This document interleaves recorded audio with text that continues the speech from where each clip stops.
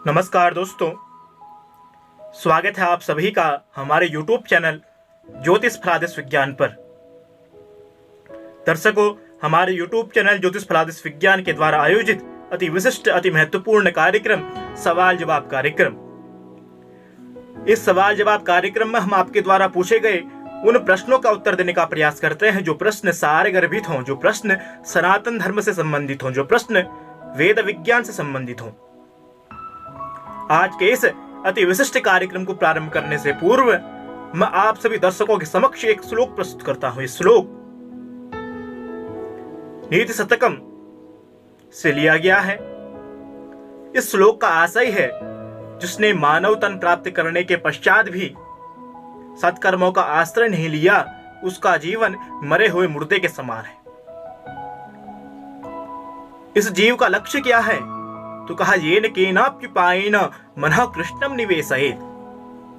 जिस किसी प्रकार से भी उस परम तत्व का अनुभव करना इस जीव का लक्ष्य है। जीवस्य तत्व जिज्ञासा। 84 लाख योनियों में सबसे दुर्लभ जो योनि है वह मानव योनि। स्वेदज, अंडज, उद्भिज, इन तीनों प्रजातियों में सबसे सर्वश्रेष्ठ प्रजाति है वह मानव प्रजाति। जिसने मानव तन तो प्राप्त किया लेकिन सत्कर्मों का आश्रय नहीं लिया, तो उसका जीवन तो जीते जी मुर्दे के समान है।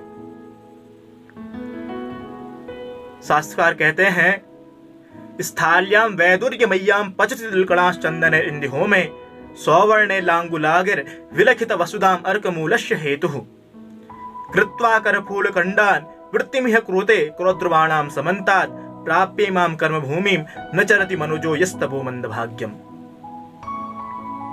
जिस मंदभागी पुरुष ने मानव तन प्राप्त करने के पश्चात भी सत्कर्मों का आश्रय नहीं लिया, वह तो उस महामूर्ख के समान है जो वैदुर्य मणि की थाली में चंदन की लकड़ियों से, चंदन के ईंधन से तिल के छिलकों को पकाता है। आप स्वयं विचार कीजिए, शास्त्रकार का भाव किस प्रकार का है।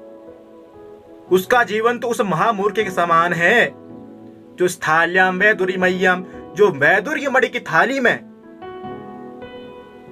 चंदन की लकड़ी से, चंदन के ईंधन से तिल के छिलकों को पकाता है। और कहा, सौवर्णे लांगुलागिर विलखित वसुधाम अर्कमूलस्य हेतुः, जो सोने के हल से आंख की जड़ को निकालने का प्रयत्न करता है। आंख आप सभी जानते हैं, जो सोने के हल से आंख की जड़ को निकालने का प्रयत्न करता है।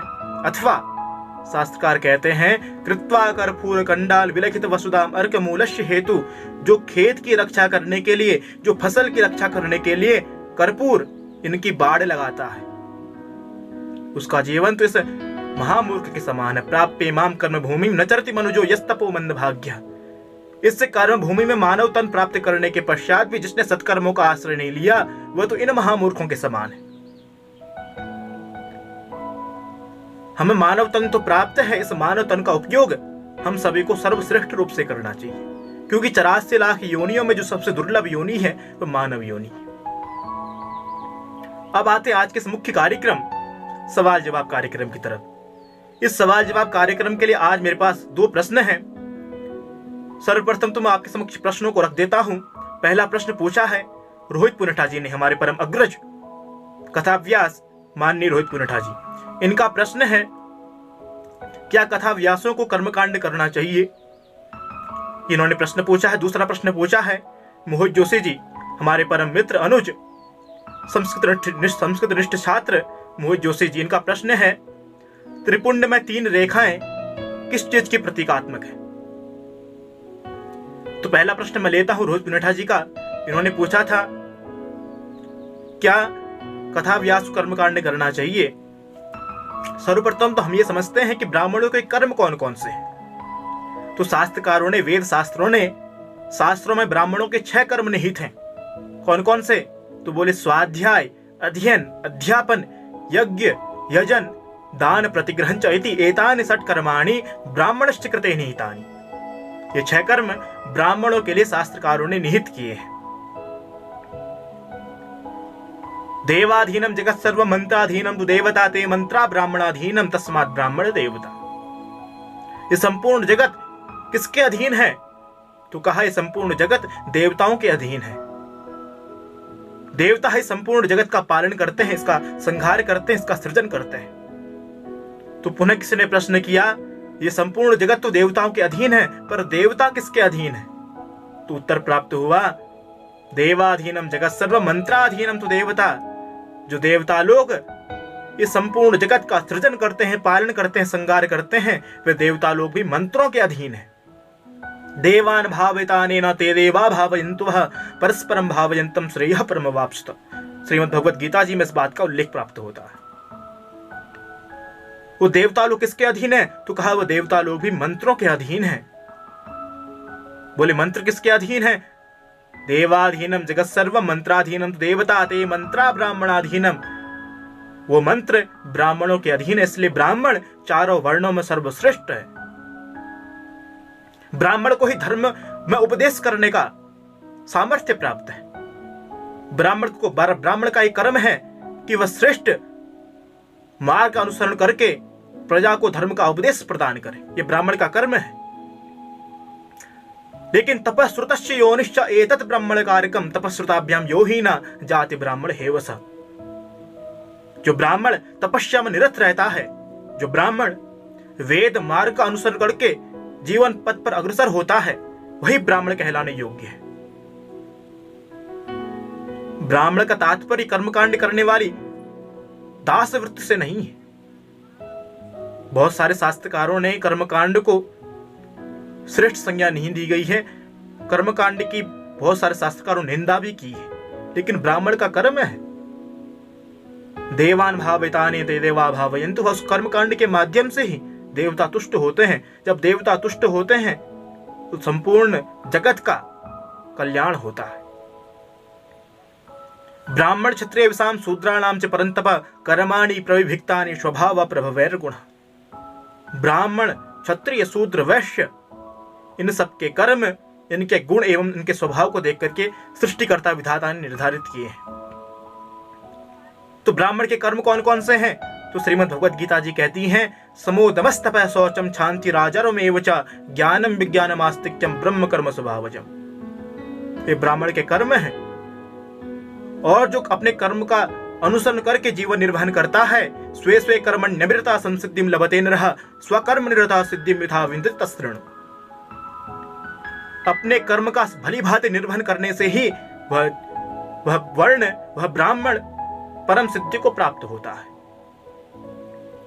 इस प्रश्न का उत्तर आपके अंतःकरण में निहित है। यदि आपका मन, यदि आपकी आत्मा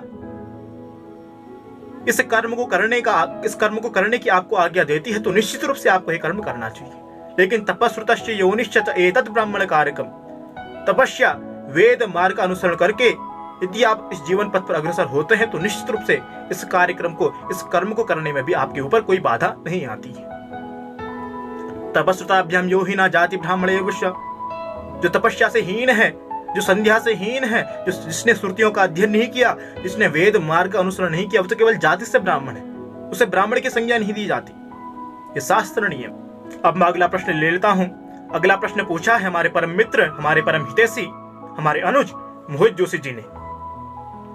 इनका प्रश्न है, त्रिपुंड में 3 रेखाएं क्यों होती हैं? दर्शकों, सर्वप्रथम तो हम ये जानते हैं कि हमारे सनातन धर्म में कितने संप्रदाय हैं। तो हमारे सनातन धर्म में मुख्य संप्रदाय 5 संप्रदाय हैं। कौन कौन से?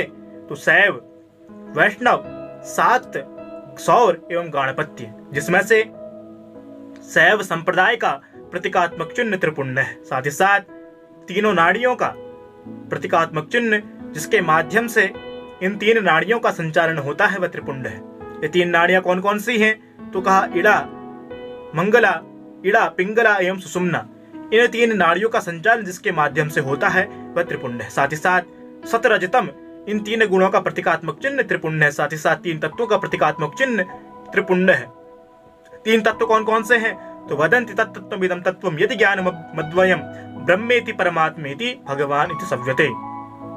ब्रह्म, परमात्मा एवं भगवान, इन 3 तत्वों का प्रतीकात्मक चिन्ह त्रिपुंड है। साथ ही साथ ऐसी मान्यता है कि त्रिपुंड के प्रत्येक रेखाओं में 9 देवताओं का वास होता है। कुल मिलाकर के इस त्रिपुंड में 27 देवताओं का वास होता है।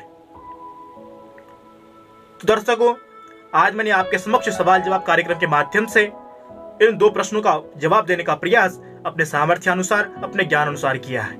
यदि आपको हमारे YouTube चैनल ज्योतिष प्लादिस विज्ञान द्वारा आयोजित सवाल जवाब कार्यक्रम प्रियकर लगता है, रुचिकर लगता है, तो हमारे YouTube चैनल ज्योतिष प्लादिस विज्ञान को सब्सक्राइब करना मत भूलिएगा। आज के लिए बस इतना ही। पुनः उपस्थित होंगे नई वीडियो को लेकर के। धन्यवाद।